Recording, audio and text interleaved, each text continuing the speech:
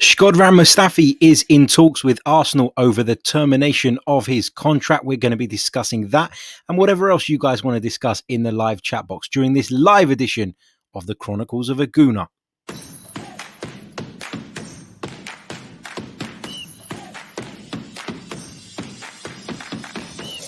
You're listening to the Chronicles of a Gooner, the Arsenal podcast. I'm Martin Tyler, and you're listening to Harry Symeou.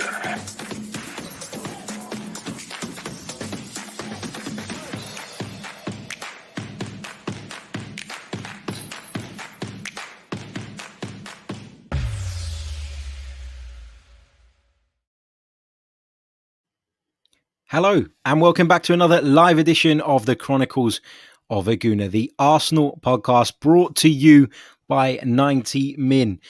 Hope you're all well. Big hello to everybody who's in the live chat. Big hello to everybody who'll be watching this back on replay. And a big hello to those of you who will be listening via the podcast format. Big news today, of course, was the sacking of Frank Lampard. Chelsea shoving him out the door. They're not happy. Roman Abramovich decided that enough was enough. Despite Frank Lampard being a legend, he has not lived up to the standards required. If you want to get some reaction to that one, check out our previous episode in which we discussed that a little bit. Feel free to get your comments on that topic as well in the chat box too, a little bit later on in the show, and we will check those out. Right. Let's focus on the big news. The big news coming out of Arsenal today that Shkodran Mustafi is in talks with Arsenal over the termination of his contract. I think we can all agree that Shkodran Mustafi is one of the, as we call them, dead wood. A lot of people, I think, have made Shkodran Mustafi out to be a far worse player than he actually is during his Arsenal tenure. But it's clear that it's just not going to work out for him. You know, he's out of favour, hasn't even appeared since Boxing Day. And even when he did, it was a 1-minute cameo at the end of the game against Chelsea. You know, his contract is due to expire at the end of the season anyway. There's said to be some strong interest right now in Mustafi from a number of Serie A clubs. And so it's probably easier for him if he's a free agent. It puts him in a position where he can then start negotiating with those clubs. And then, of course, being a free agent, you're not kind of a slave to the transfer deadline as well, because even when that passes, Shkodran Mustafi would be free to join another club. Now, we know Mustafi wants to play more football. We also know that Arsenal offered Shkodran Mustafi a contract extension in the summer, but Mustafi didn't want to know. He didn't want to negotiate. He wasn't interested. And for those who call him a kind of, have called some of the players in and around the club over the years a money grabber who are not interested in playing football, Mustafi, I'm sure, could have got out of Arsenal a better wage than he will probably get from some of the clubs that are rumoured to be interested in him. But he didn't. To his credit, he wants to go and play football. And I don't think you can, knock him for that. You can knock his performances, some of them, but you certainly can't knock him for that. Let's take you through some of the details of the story. For those of you watching on YouTube, you can see my piece on it for 90min.com. So Arsenal are understood to be in talks with Shkodran Mustafi with a view to terminating his contract with the club early.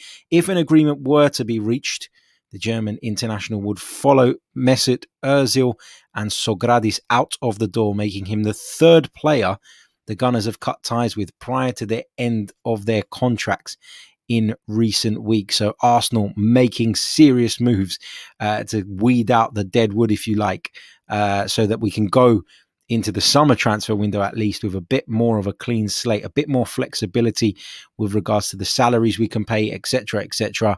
And, doing it now, it just gets us, I think the plan was to do it in the summer, but the offers didn't come in because of obviously the global pandemic had a big impact on that.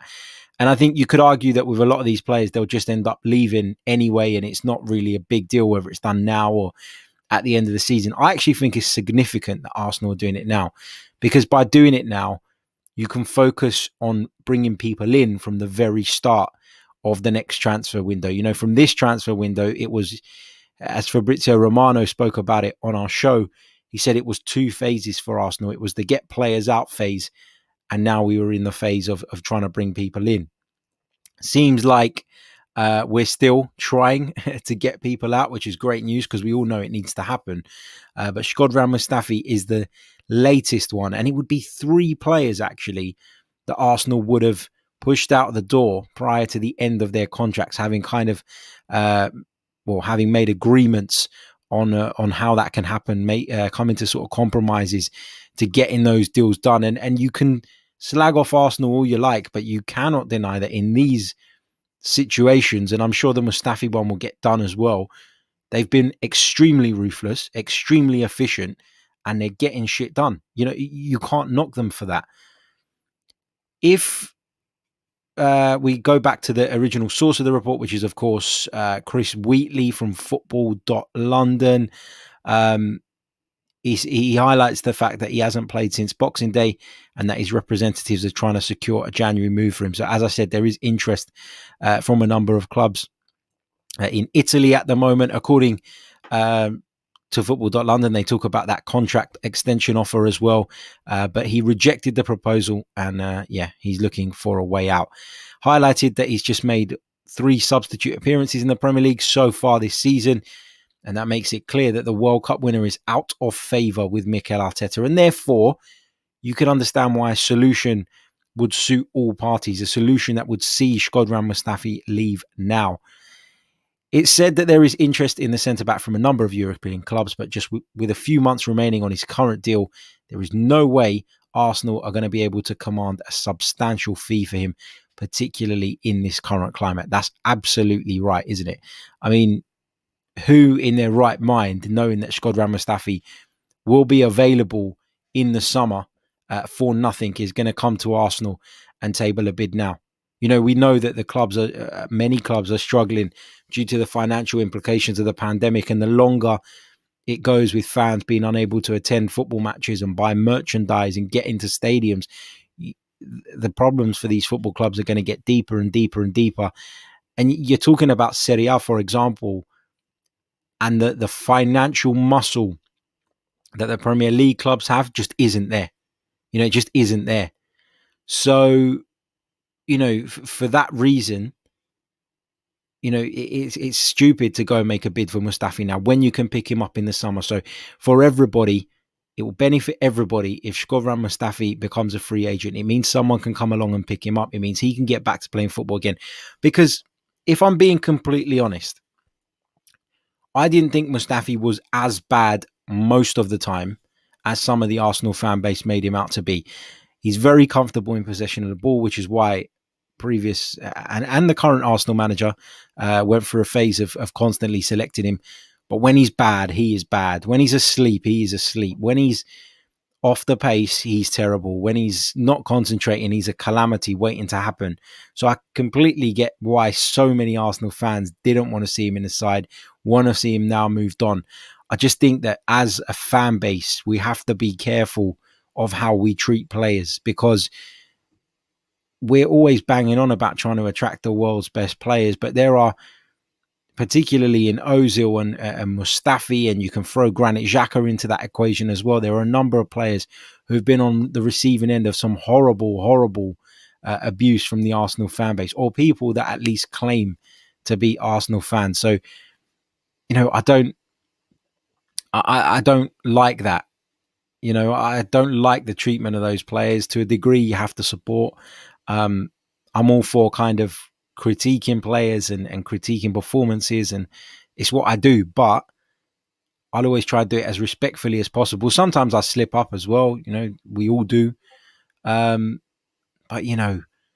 to sort of the way some people go about it, jumping on social media platforms with anonymous names and just dishing out abuse, I'm not for that at all. And of course, Shkodran Mustafi is one of a number of Arsenal players who have been victim to that over the last few seasons. So Shkodran Mustafi and Arsenal are in talks over the termination of his contract. Of course, that contract has until June to run, but Arsenal and the player are trying to find an agreement that would allow him to leave now and sign for another club. Of course, Mustafi said to have interest on the table from a number of European clubs. And you know what? I believe that.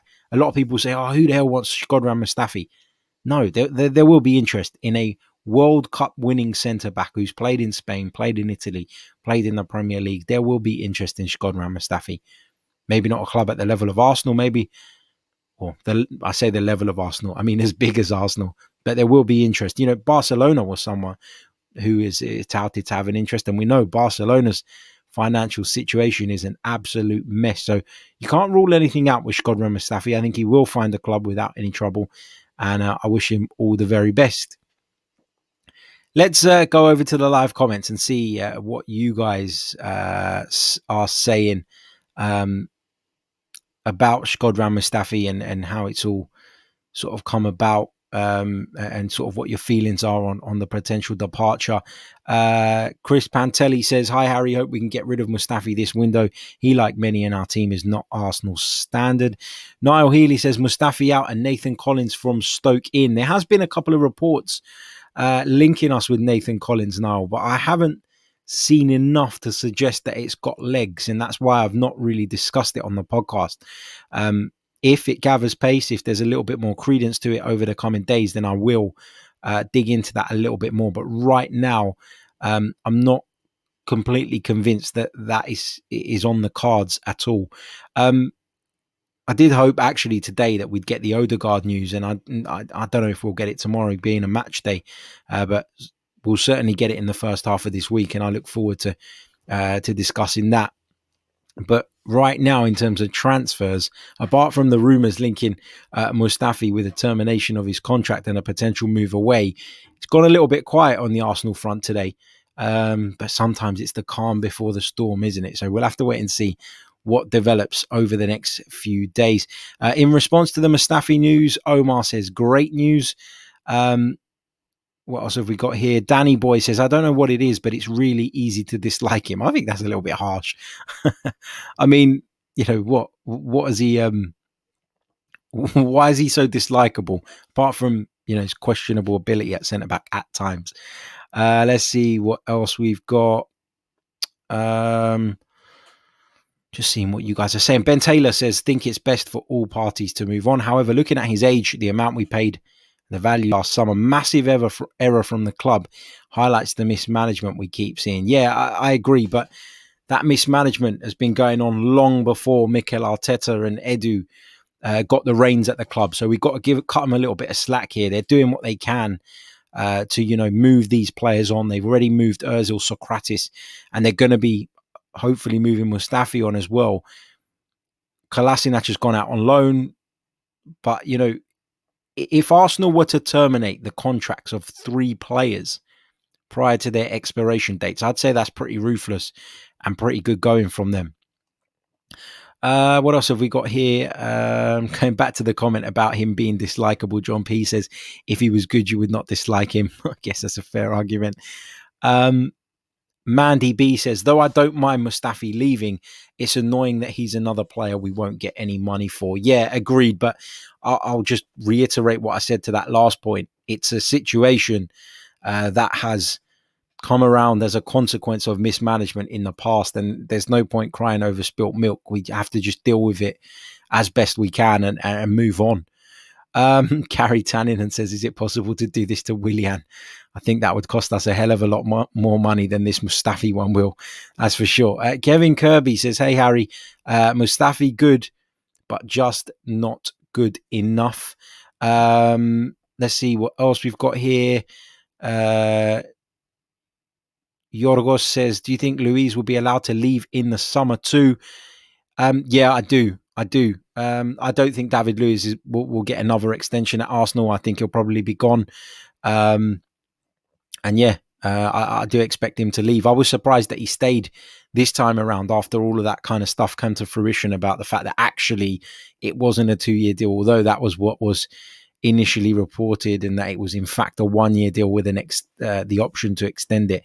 So yeah, I don't expect him to stay. Chris Pantelli says, how reliable would you say Wheatley is? Yeah, Chris Wheatley is one of the best in the business, so I'd say it's very, very reliable. What else have we got here? Michael Grayson says he agrees with me on Mustafi. He says, agreed, Harry. He unfortunately had some moments in each game that put us in bad situations. Yeah. Harry Land, one of our members, says, farewell, Mustafi. As Gattuso once said, sometimes may be good, sometimes may be shit. That's how it is. If you haven't seen that clip, Google it. Google it. It's a fantastic clip. What else have we got here? The chat is pinging off right now. I'm just having a look at it on my phone as well because it seems to have frozen on my laptop. Don't know why, but we'll keep plugging through. Let's see what else we've got. Okay, let's go. It's back. Now I've lost where I am in the chat, but we get back to it. Here we go. Carrie Tanninen says, are World Cup winners shit? Are they any more motivated coming to play in England? I think the World Cup winner thing means that he obviously at one time in his career was seen to be at a good standard. You know, that German squad was strong. If you cast your mind back to 2014, that was a strong German squad. So to kind of dismiss the role that he played in that, I think is a bit disingenuous, if I'm honest. You know, he was a good player at one time. It's why we paid 36 odd million pounds for him. It just didn't always work out. And sometimes certain players don't work in certain leagues. Lots of things have to be taken into consideration. But no, for me, I'm not saying that I don't think Mustafi was a shit footballer. I just think that he had brain fart moments at really key points. And I also think he was a little bit unlucky in that whenever he had those moments, they were punished. You know, if you cast your mind back to a game against Tottenham at Wembley the year before they moved into their stadium. Do you remember when Aubameyang missed that penalty right at the death? Was it that one? I've got my mind's gone blank. But there was a game where he conceded a penalty against Tottenham. And he was playing at right back that day. And I thought he was sensational that day. I thought he was really, really good. He got shoved in at right back, had to cover the role, done brilliantly. Gave Harry Kane a little bit of a nudge in the penalty area. He went down as he does, earned the penalty for Tottenham Hotspur. And that led to Tottenham's goal. But ultimately, Harry Kane was offside. Do you see what I mean? So it just felt like he was really unlucky in certain moments, and he suffered for that. Let's just pause away from the Mustafi stuff just for a second, because breaking news whilst we are live, coming from Olympiacos in Greece, they have signed Socrates Papastathopoulos, of course, on a free transfer. Just as a kind of translation, their message says, Socrates, welcome to Olympiacos. So they are obviously delighted to have him on board. And I think that's a really good signing for them, actually. Former AEK Athens man, that's not going to go down well with some. But yeah, good luck to him. And as I said, a player that I liked, even if I didn't particularly rate. So yeah, best of luck to Socrates at Olympiacos. Just going back to the chat box for a minute. Philip Zagar says, is this pod on Deezer? I don't know. I don't even know what Deezer is. I've got to be honest with you, mate. It's on all the major podcast stores. So it probably filters through. I know it filters through to most places. I don't know about Deezer. You'll have to check that, mate. I don't know is the honest answer, because I've never heard of the platform. So yeah. Russ Morgan says, any news on Tyrick Mitchell from Palace? No, not from my end. Don't know anything about it. Don't know that deal is in the pipeline. Don't know that there is any sort of possibility of Arsenal getting him in. I've read it just like you have, Russ, but I'm not. Again, there's nothing to suggest that it's very close to being done. What a screen name. Bad fart. It says, you're bang on regarding Mustafi. Also right that some fans are way too abusive. Alex McCarthy, one of our members, says Edu has deserved my respect. He had a plan come December and has implemented them brilliantly. Now for Pepe and Nketiah. So I'm assuming, Alex, that they are two players you want to see moved out the door as well. John B also highlights that sometimes you want to sell players and sometimes there are just no buyers. Absolutely. Absolutely. Nataraj, we're kind of going off the Mustafi topic at the moment, which is fine. Keep your questions coming. We'll go through as many as we can. It says, is Balogun not signing? What's happening? What about Chambers? There's no news on Balogun as of yet. It doesn't mean that something isn't going to be done. But right now, I have no update on following Balogun to what we've heard over the last few weeks, which is that he's seeking guarantees of more game time. And we don't know if Arsenal are going to be able to give him what he wants at the end of the day. With regards to Callum Chambers, another one that there's no noise around. I don't think anything's happening with Callum Chambers. He's part of the squad. Obviously been out for a long time. Callum Chambers making his way back to fitness. I think we probably will see him feature a little bit later down the line, maybe. But yeah, that's where we are. Don't expect him to leave either. Not at the minute, anyway. What else have we got? Ben Taylor says, looks more and more like that bank loan is being used to pay off players. Enough left for Willian. Love that. Love that. What else have we got? Cyril says, Sogradis is home and safe. Good guy. Yeah, great. I think that's a good move for him. They're by far the biggest, most powerful football club in Greece. Lots of... I went there last season in the Europa League. I was at the away leg. I made a nice little 2-3 day trip out of it. Cracking atmosphere inside that place. I'm sure when they get fans back in, he will get a rapturous applause. But look, he's a Greek player. He gets to go back home. The lifestyle won't come as any surprise to him. His family will probably find it quite easy to settle in. So yeah, I think it's a really good move for him, and I think that it's the most sensible move. We know there was interest in him from other clubs. We know there was interest from Italy. We know that Liverpool made contact, although that never materialized into anything more.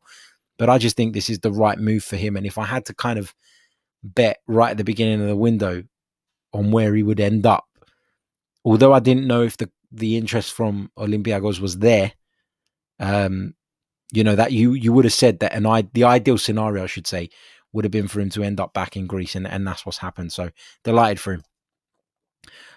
Chris says, Fabrizio Romano is saying on Twitter that although, as we all know, the Odegaard signing is only on loan from Real Madrid, they and Arsenal will sit down at the end of the season and talk. Yeah, we discussed that yesterday.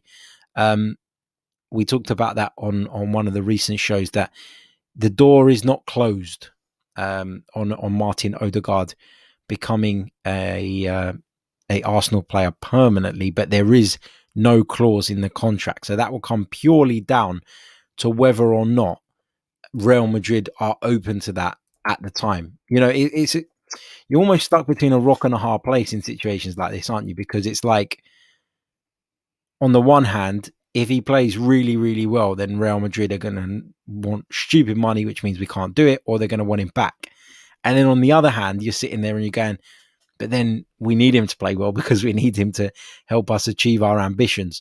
So yeah, it's a tough one, isn't it? But look, the door's not been closed on the possibility of Martin Odegaard signing for Arsenal permanently in the future. But there's a long way to go before that'll be a case. First of all, we've got to confirm him as our player for the rest of the season. Then we've got to see how he performs. And then if the two clubs can come to the table and come to some sort of agreement, then great, happy days. But we'll only know if that's the right thing, judging by how he performs during this loan spell. So I'd chill out a little bit on that one. It's not something that I don't think we should. Well, it's not something I think we should be discussing just yet. 28 Guy Happy says, you on the same old Arsenal tonight? Yes, I am. 7 p.m. Come join us. Should be an interesting one. Lots of disagreements in the WhatsApp group over the last few days. So I'm sure it'll be a good show. T-Talk says, do you think the loan from the government has to do with Arsenal terminating players' contracts? I don't. It's made very clear that government loan is not to be used for anything transfer related. And I think that the funds Arsenal use to terminate these contracts will probably be, judged as money towards transfers, isn't it? It's part of the transfer process. Is part of the what I'd imagine would be the transfer budget. So no, I don't think that money is being used for it.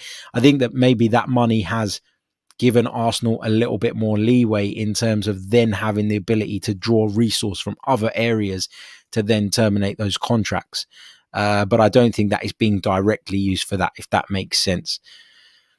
With Arsenal shifting all this deadwood and seemingly to rely on loan signings, how possible is a big summer spend? My heart is set on Grealish. That one comes from Billy Anderson. I would love Jack Grealish to come to the Arsenal, but people talking about the big spend, I'm not even sure there's going to be that big of a spend. And I think, if there is going to be a big spend, we're going to have to get back in the Champions League. And what we do this season will be key in determining what our transfer kitty looks like come the next window. The good thing here is that Arsenal have kind of cut down the wage bill significantly. But let's remember that, as I've said on this show time and time again, Arsenal's wage bill has been way over the top for a while. So what you're talking about is a Europa League club operating on a Champions League budget, but whilst receiving that Europa League income. So ultimately, we're in the minus all the time until that wage bill was cut down. And in Mustafi, Socrates, Ozil, Kolasinac, you hope, if he makes his deal permanent come the end of the season, you hope that Arsenal will have shaved off enough of that to kind of reduce that deficit a little bit. But no, I'm not sure there's going to be this massive summer spend unless Arsenal sell big or Arsenal achieve Champions League qualification. So we're going to have to wait and see on that. Kai Hin, one of our members, says the result is obviously not there yet, but I feel like we're doing a lot this window just to make sure we can do more in the summer. Good for the future. Yeah, I think that is very much the view here. January is notoriously difficult to get players in. It's always a much quieter transfer window. There's always a lot of hype around it and it rarely delivers. So, yeah, I think you're absolutely right. I think the view here is let's do what we need to do so that we don't waste time at the start of the summer window trying to move people out and to save a lot of money, I guess, between now and the end of the season. If you think about, and I know they're still going to have to pay something to Ozil, to Socrates, and for that agreement would have been, there would have been concessions on both sides to make that happen. They'd have had to meet in the middle somewhere.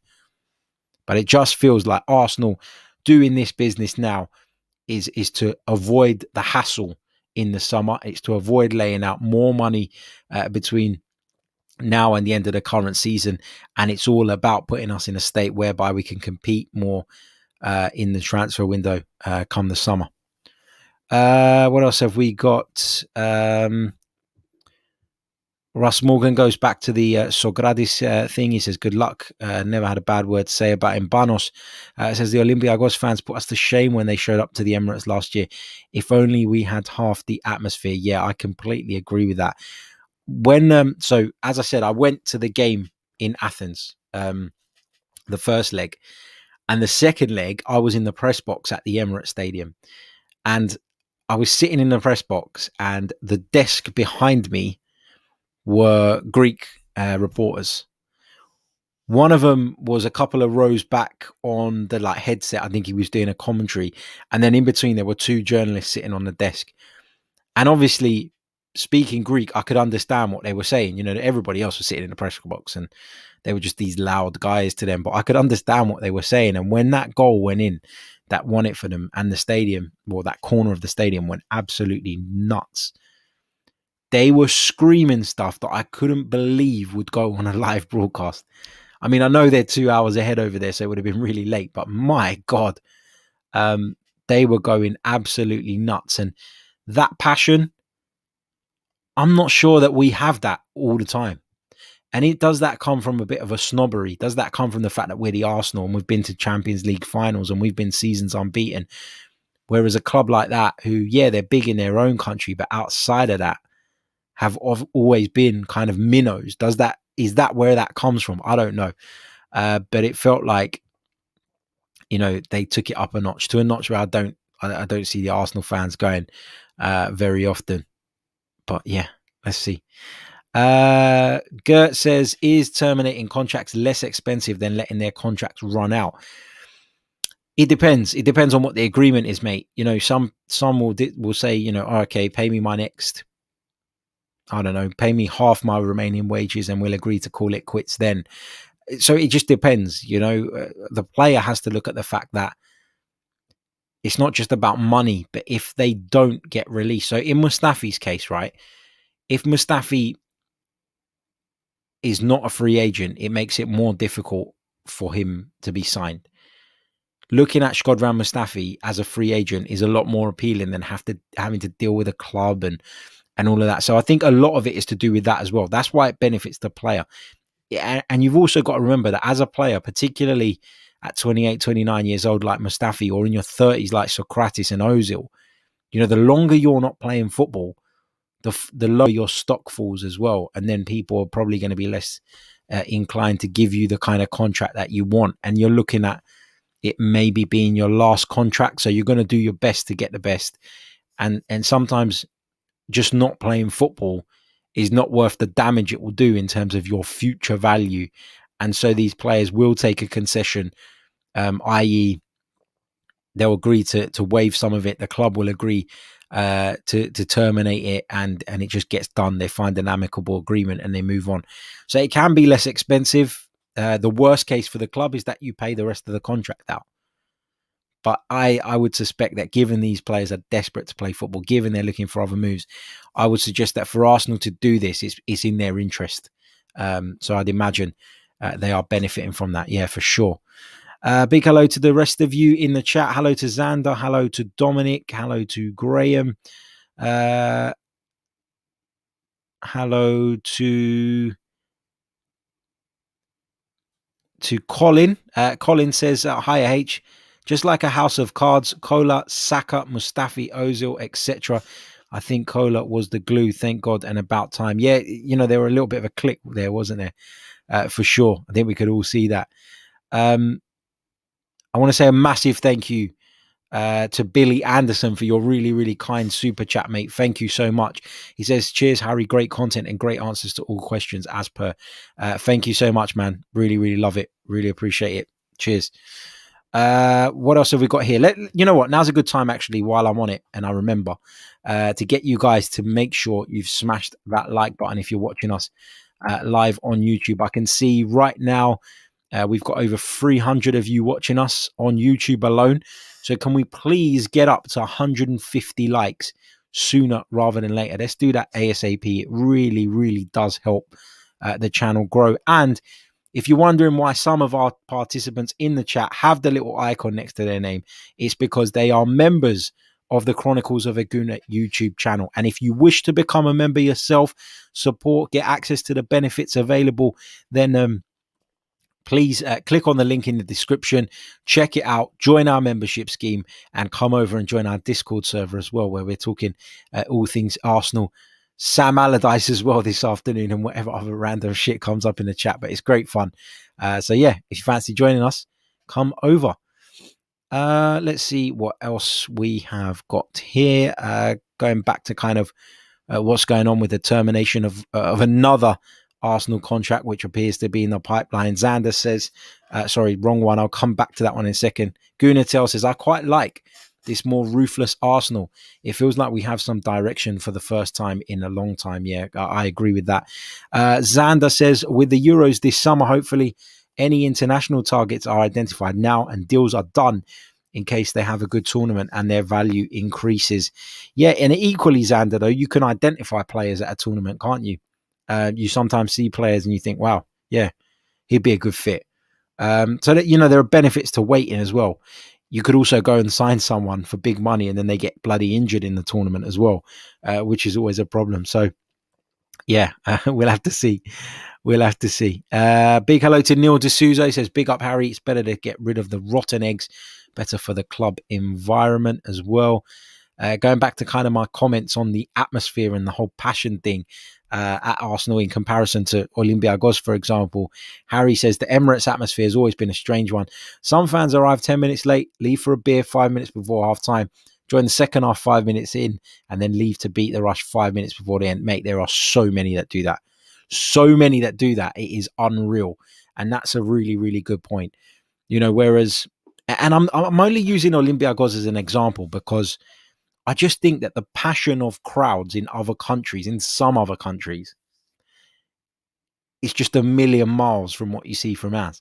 And it's so evident, isn't it? When we play them in European competition, they come to the Emirates and they out-sing 57,000 people. It becomes abundantly clear that actually we're the ones that are the problem.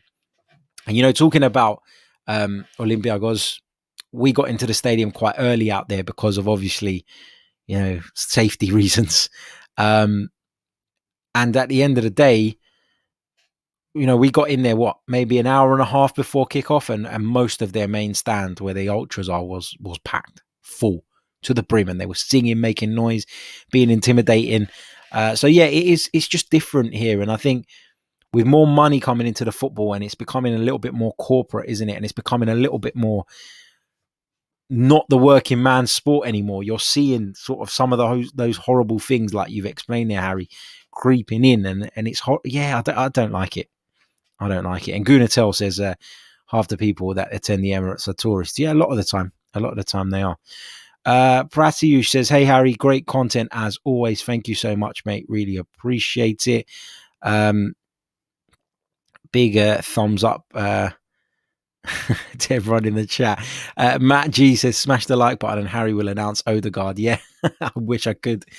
What else have we got? Let's keep going through the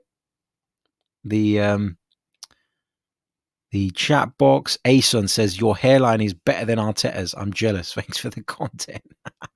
I don't think anyone's got a better hairline than Mikel Arteta, I've got to be honest. Big hello to Wesbird. Says, fab show as always, Harry. Thank you so much. Really appreciate it.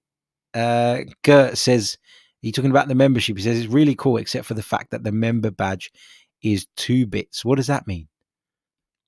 I'm not technical with this stuff. I'll have to get someone to look at it if you're saying it's not up to standard. But yeah, I didn't think the member badge was the big draw on the membership scheme, but there you go.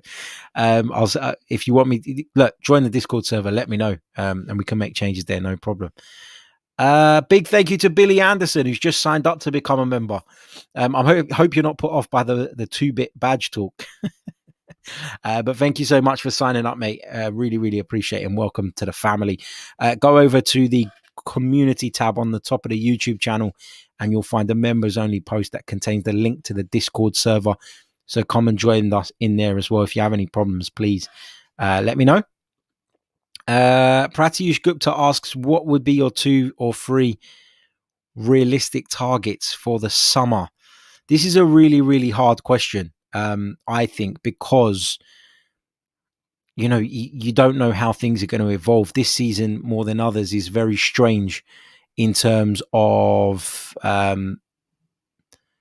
in terms of the financial aspect, in terms of the state that clubs are going to be in and what they're going to kind of be pushed and forced into doing. So yeah, I couldn't give you 2 names. If we get, I don't know. If we get, if we get a permanent attacking midfield option in, I think that would be a start. It depends how Matty Ryan does. Will Arsenal look to keep him? Because, of course, he becomes a free agent, at the end of the season. Will Arsenal just feel like he's done well and settled in, so we'll just keep him?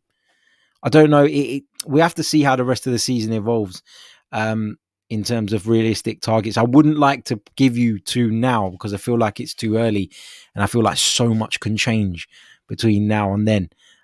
You never know. Martin Odegaard might come in, do great, and then we sign him permanently, and then we don't need to find an attacking midfielder. So yeah, there's a long way to go with all this stuff. So we're gonna have to wait and see. what happens with all that.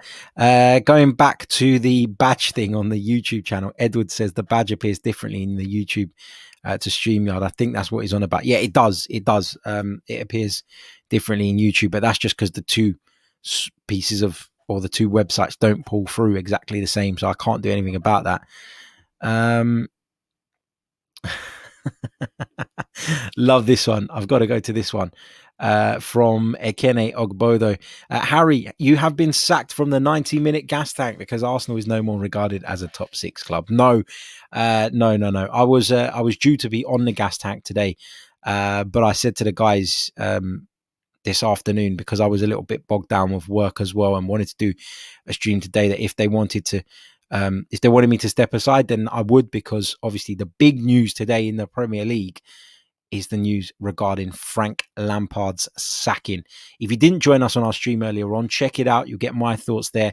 Let us know in the chat if you've got anything further to add on the sacking and the seemingly imminent appointment of Thomas Tuchel. But no, I've not been sacked. Don't worry about that. But the fact that Arsenal are not a big six club or top six club anymore, yeah, that's up for debate. I'll give you that. Big hello to Nadine in the chat as well. Hope you're well. Who else have we got here? We've got a couple new members joining us. Let's say a big thank you to your local MCE who's just joined up as a member. Thank you so much. Really, really appreciate your support. And as I said to the other members, make sure you go over to the community tab, get the Discord link, come in the server, come and have a chat with us. It's great fun. What else have we got?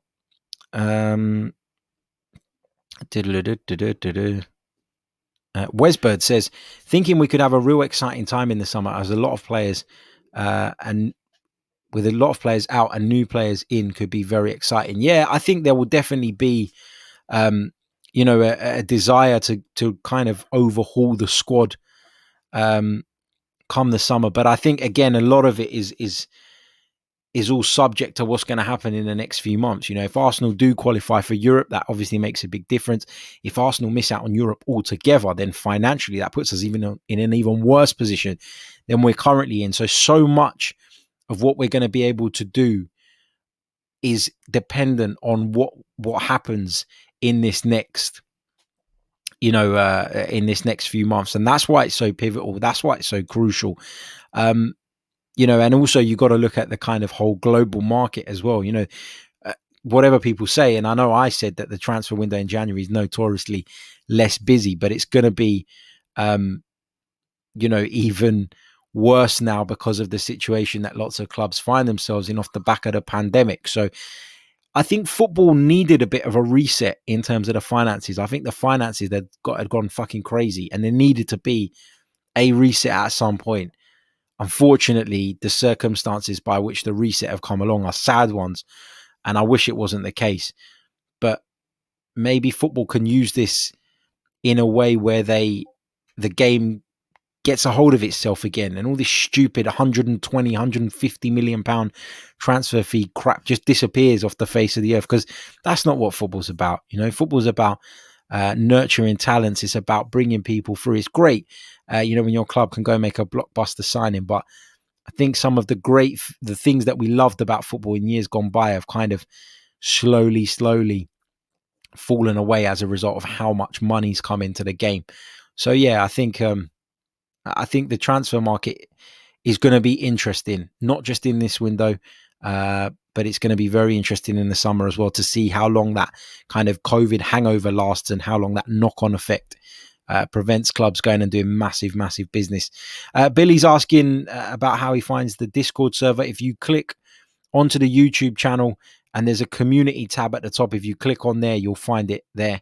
The link is there. If you've got any problems, mate, just drop me a comment under the video when it finishes, and then I'll find it for you. No problem at all.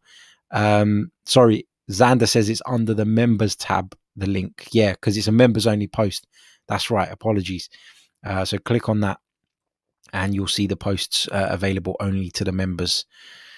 Right, that brings us to the end of this live edition of the Chronicles of a Gooner. Shkodran Mustafi looks as though he is on his way out of the Emirates Stadium as well. He'll be the third player to have his contract terminated early, following Ozil and Socrates. We're going to be back tomorrow with 3 bits of content. 3 bits of content for you tomorrow. So we're going to be bringing you the Arsenal versus Southampton preview nice and early in the morning. We're going to go live on that one about 10 a.m. We'll be discussing that match. Then we're going to be taking you through the live watch along of Arsenal versus Southampton in the Premier League from St. Mary's. And then we'll be doing a reaction show immediately or around about 15 minutes after the game. So make sure you're subscribed if you haven't already. Still seeing that around about 50% of you that watch our videos are not subscribed to the channel. It's absolutely mad. Why not? Get involved.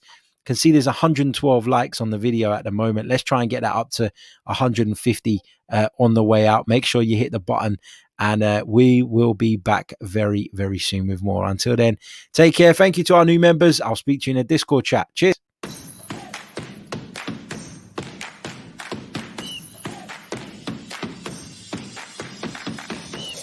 You're listening to the Chronicles of a Gooner, the Arsenal podcast.